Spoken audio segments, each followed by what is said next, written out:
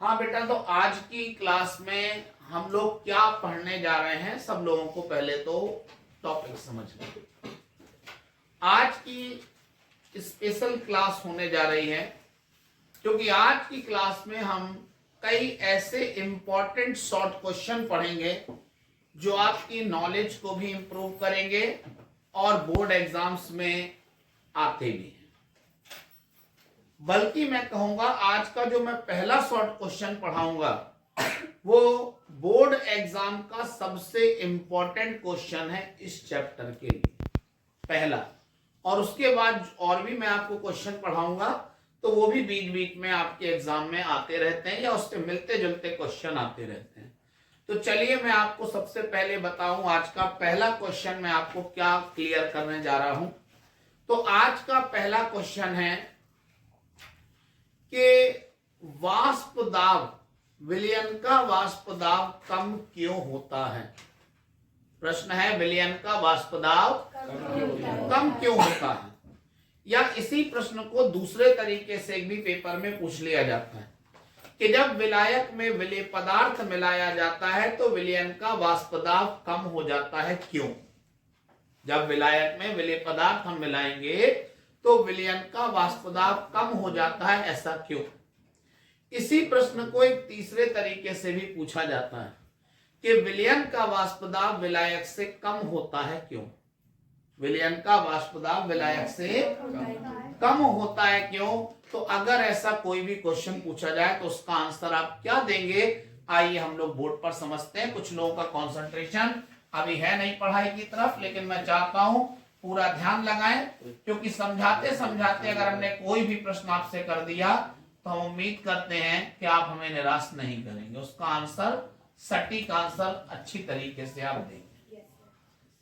तो मैं आपको अपना आंसर समझाने के लिए आप देख सकते हैं मैंने दो कटोरे बनाए हैं, कटोरों में भरा हुआ है कोई द्रव, द्रव मतलब पानी। बेटा मैं आपको बता दूं कि विलायक जो होता है, विलायक उसमें वाष्पन की जो क्रिया है वो द्रव की संपूर्ण सतह द्वारा होती है। मैंने बताया कि विलायक में वाष्पन की जो क्रिया है वो द्रव की संपूर्ण सतह द्वारा होती है। तो सीधी सी बात है कि जब विलायक में वाष्पन की क्रिया द्रव की संपूर्ण सतह द्वारा होगी तो उस कंडीशन में वाष्प ज्यादा बनेगी, और वाष्प ज्यादा बनेगी तो विलायक का वाष्प दाब भी ज्यादा होगा। वाष्प ज्यादा बनने का मतलब है वाष्प दाब ज्यादा होगा। लेकिन बेटा जब आप विलायक में कोई विलेय पदार्थ घोल देते हो, विलायक में क्या घोल देते हैं, विलेय पदार्थ, तो बेटा जो विलेय पदार्थ के कण होते हैं वो विलायक की सतह का कुछ स्थान घेर लेते हैं। विलेय पदार्थ के कण क्या कर रहे हैं, विलायक की सतह का कुछ स्थान घेर लेते हैं, जिससे याद रखना है कि वाष्पन के लिए जो उपलब्ध स्थान है वो कम हो जाता है। वाष्पन के लिए उपलब्ध स्थान कैसा हो जाता है, कम हो जाता है, जिससे वाष्प कम बनती है, और वाष्प कम बनने के कारण से ही वाष्प दाब कम हो जाता है। तो जब आप विलायक में विलेय पदार्थ घोलते हैं तो जो विलेय के कण हैं वो विलायक की सतह का कुछ स्थान घेर लेते हैं, जिससे वाष्पन के लिए जो उपलब्ध स्थान है वो कम हो जाता है, घट जाता है। इसी कारण से जो विलयन का वाष्प दाब है वो भी विलायक से कम हो जाता है। तो मैंने यहाँ आपको ये बता दिया कि विलायक का वाष्प दाब क्यों ज्यादा है। एक बार फिर सुनते हैं कि विलायक में वाष्पन की जो क्रिया है वो द्रव की संपूर्ण सतह द्वारा होती है, जिससे वाष्प ज्यादा बनती है। वाष्प ज्यादा बनने के कारण से ही इसका वाष्प दाब, विलायक का वाष्प दाब ज्यादा हो जाता है। लेकिन जब आप विलायक में विलेय पदार्थ मिलाते हैं तो मैंने ये बताया कि जो विलेय पदार्थ के कण हैं वो विलायक की सतह का कुछ स्थान घेर लेते हैं, जिससे वाष्पन के लिए उपलब्ध स्थान जो है वो घट जाता है, कम हो जाता है। अतः वाष्प कम बनती है। वाष्प कम बनने से ही विलयन का वाष्प दाब भी घट जाता है, कम हो जाता है। क्या आपको समझ में है? बेटा अक्सर किताबों में ये आंसर दिया ही रहता है, कोई नई बात नहीं। और जब ये प्रश्न आता है तो चूंकि हम आपसे कह चुके होते हैं कि बेटा ये मोस्ट इंपॉर्टेंट प्रश्न है, तो आप भी साल भर में धीरे धीरे धीरे धीरे से समझ लेते हो, याद कर लेते हो। लेकिन बेटा प्रॉब्लम तब होती है जब वो इस क्वेश्चन को घुमा देता है, और इसको घुमा के अब क्या पूछेगा, आइए अब वो समझते हैं। तो आपसे अगला प्रश्न ये पूछा जाएगा कि विलयन का क्वथनांक अधिक होता है क्यों। अब वो वाष्प दाब की बात ही नहीं कर रहा, वो कह रहा है, मेरी बात को ध्यान सुनना सब लोग, कि विलयन का क्वथनांक अधिक होता है क्यों, या फिर दूसरी बात कि विलयन का क्वथनांक विलायक के क्वथनांक से अधिक होता है क्यों। या तीसरा क्वेश्चन पूछ सकता है कि विलायक में विलेय पदार्थ मिलाने पर क्वथनांक बढ़ जाता है क्यों। तो अब हम यहां फंस जाते हैं, हम सोचते हैं हमने तो वाष्प दाब वाला आंसर पढ़ा है, अब ये कैसे लिखें। तो बिल्कुल कोई दिक्कत नहीं है, वाष्प दाब वाले क्वेश्चन को कॉपी पेस्ट करो और उसके बाद ये जो क्वेश्चन पूछा जा रहा है उसे ऊपर चिपका दो और आंसर तैयार हो गया। कैसे, आइए समझते हैं। जैसे उसने कहा कि विलयन का क्वथनांक ज्यादा होता है क्यों, तो इसका कारण यह है कि जब विलायक में विलेय पदार्थ घोला जाता है तो विलेय पदार्थ के कण विलायक की सतह का कुछ स्थान घेर लेते हैं, जिससे वाष्प कम बनती है, अतः विलयन का वाष्प दाब कम हो जाता है, और वाष्प दाब कम होने के कारण से ही विलयन का क्वथनांक बढ़ जाता है। अगर वाष्प दाब कम होगा तो हमेशा याद रखना है विलयन का क्वथनांक बढ़ जाता है। अरे भैया, वाष्प दाब कम होने का मतलब है वाष्प कम बन रही है, तो तुम खुद सोचो मन में, अगर वाष्प कम बन रही है और तुमसे कहा जाए वाष्प ज्यादा बनाओ तो तुम ताप को बढ़ाओगे, क्योंकि जब तुम ताप को बढ़ाओगे तब फिर ज्यादा मात्रा में दोबारा वाष्प बनना शुरू होगी, और ताप बढ़ाने का मतलब है कि क्वथनांक बढ़ जाएगा। आ रही ना समझ में। अब इसी प्रश्न को वो एक और तीसरे तरीके से घुमा के पूछेगा, और जब वो पूछेगा तो हम सोचेंगे यार ये आंसर तो हमारे पास लिखा ही नहीं, हम कैसे लिखें इसका आंसर, ये तो नया प्रश्न आ गया, सर ने लिखवाया नहीं हमारे पास। ऐसा आ जाता है बच्चों के मन में ख्याल, जो लोग समझ के नहीं पढ़ते हैं। तो अब मैं ये बताने जा रहा हूं, जैसे बेटा इसी में एक प्रश्न घुमा के क्या दे देंगे, सब लोग ध्यान समझो, कि विलयन का हिमांक कम होता है क्यों, नहीं है क्या, विलयन का हिमांक कम होता है क्यों, समझ में आ रही ना। हिमांक पे क्वेश्चन पूछ लेंगे, तब क्या आंसर करना है, यही वाष्प दाब वाले आंसर को उठा के कॉपी पेस्ट करके क्वेश्चन को और उसमें ऐड कर दो, आंसर बन गया। तो अपन लोग क्या लिखेंगे, वो कहेगा कि विलयन का हिमांक कम हो जाता है क्यों, तो हम लिखेंगे जब विलायक में विलेय पदार्थ मिलाया जाता है तो विलयन का वाष्प दाब कम हो जाता है, और वाष्प दाब कम होने के कारण से ही विलयन का हिमांक भी कम हो जाता है, क्योंकि हिमांक में याद करो अवनमन होता है।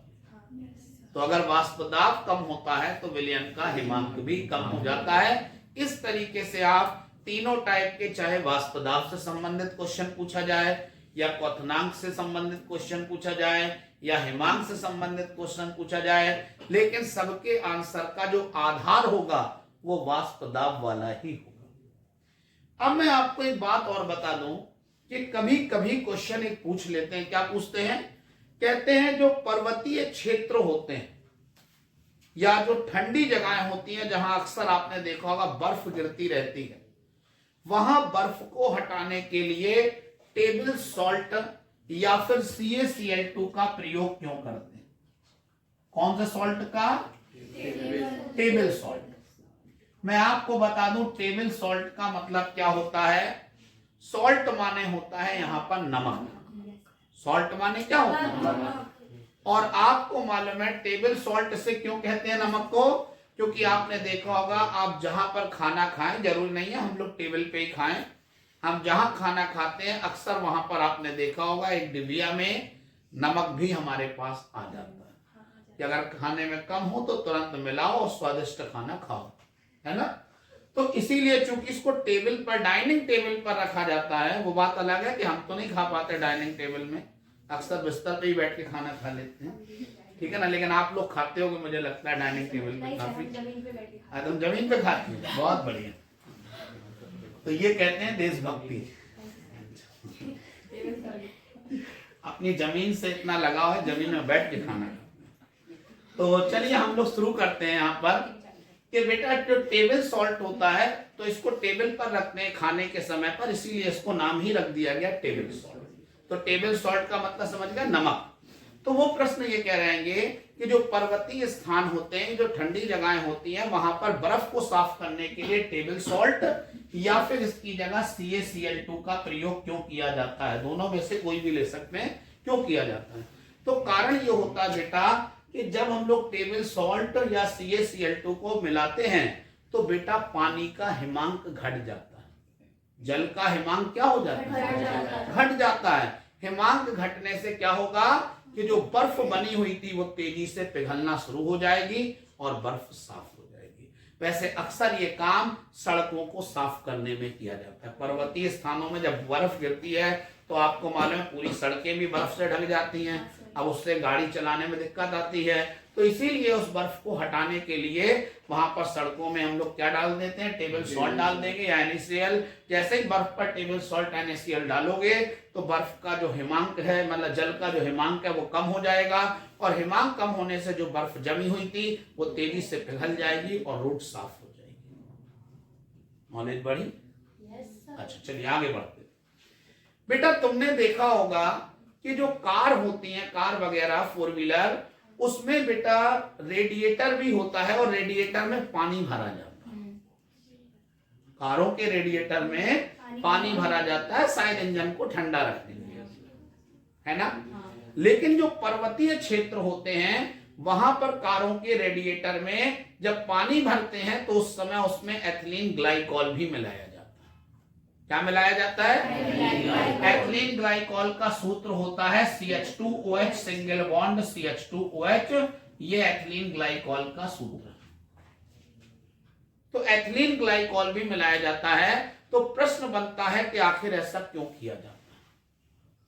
वहां पर एथिलीन ग्लाइकॉल क्यों मिलाते हैं? तो कारण यह है, याद रखो कि जो बर्फीले स्थान होते हैं, मतलब जो पर्वतीय स्थान है या जहां ज्यादा ठंडक होती है, जहां टेम्परेचर माइनस में चला जाता है, वहां पर पानी के जो रेडिएटर में पानी है उसके बर्फ में बदलने की संभावना रहती है। तो वो पानी बर्फ में ना बदल जाए इसके लिए उसमें हम एथिलीन ग्लाइकॉल मिला देते हैं। जब आप पानी में एथिलीन ग्लाइकॉल मिलाओगे तो विलयन बन जाएगा, और विलयन का हिमांक क्या हो जाता है? कम हो जाता है। विलयन का हिमांक क्या हो जाता है? कम हो जाता है, जिससे रेडिएटर में जो आप पानी भर रहे हैं वो बर्फ में नहीं बदलेगा और कोई दिक्कत नहीं आएगी। बात समझ में आ रही होगी? तुमने देखा होगा, मैंने अभी कुछ दिन पहले क्वथनांक उन्नयन पढ़ाया था, फिर हिमांक अवनमन पढ़ाया था, फिर वाष्पदाब अवनमन की परिभाषा पढ़ाई थी, और इन सारी परिभाषाओं में एक लाइन मैंने कॉमन बोली थी, और वो कॉमन लाइन ये थी कि शुद्ध विलायक का क्वथनांक सदैव स्थिर और निश्चित होता है। हिमांक अवनमन में भी यही लाइन बोली थी स्टार्टिंग में, शुद्ध विलायक का हिमांक सदैव स्थिर और निश्चित होता है। और यहां तक कि वाष्पदाब अवनमन में भी यही लाइन बोली थी कि शुद्ध विलायक का वाष्पदाब सदैव स्थिर और निश्चित। सोचने वाला विषय यार, हर बार स्थिर और निश्चित हो जाता है, ऐसा क्यों होता है? तो शुद्ध विलायक जो है उसका वाष्पदाब स्थिर और निश्चित क्यों है? क्वथनांक स्थिर निश्चित क्यों है? हिमांक स्थिर निश्चित क्यों है? तो आइए हम लोग उसको समझते हैं। तो मैं आपको ये बता दूं कि जो शुद्ध विलायक होता है उसमें निश्चित ताप पर वाष्पन और संघनन की क्रियाओं के बीच में साम्यावस्था पाई जाती है। शुद्ध विलायक में निश्चित ताप पर वाष्पन और संघनन की क्रियाओं के बीच में क्या पाई जाती है? साम्यावस्था। अब लोग सोचते हैं ये क्या होता वाष्पन, ये क्या होता संघनन, तो आप पहले से भी समझ लेते हैं। मैं आपको बता दूं कि जब द्रव या विलायक वाष्प में बदलता है तो इस क्रिया को वाष्पन कहते हैं। द्रव के वाष्प में बदलने की क्रिया को क्या बोलते हैं? और संघनन क्या होता है? जब वाष्प द्रव में दोबारा बदल जाती है तो उसे बोलते हैं संघनन। जब वाष्प फिर से ठंडी होकर द्रव में बदल जाएगी तो उसे क्या बोलते हैं? संघनन। तो जो शुद्ध विलायक होता है बेटा, उसमें निश्चित ताप पर वाष्पन और संघनन दोनों क्रियाओं के बीच में साम्यावस्था पाई जाती है। अर्थात जितनी तेजी से वाष्पन की क्रिया होती है ठीक उतनी ही स्पीड से संघनन की क्रिया होती है। चूंकि दोनों क्रियाएं समान वेग से हो रही हैं, इसीलिए शुद्ध विलायक का वाष्प दाब हमेशा स्थिर और निश्चित हो जाता है। समझ में आ रही ना? इसीलिए शुद्ध विलायक का क्वथनांक भी स्थिर निश्चित हो जाता है। इसीलिए शुद्ध विलायक का हिमांक भी स्थिर और निश्चित है। बात समझ में आ रही ना?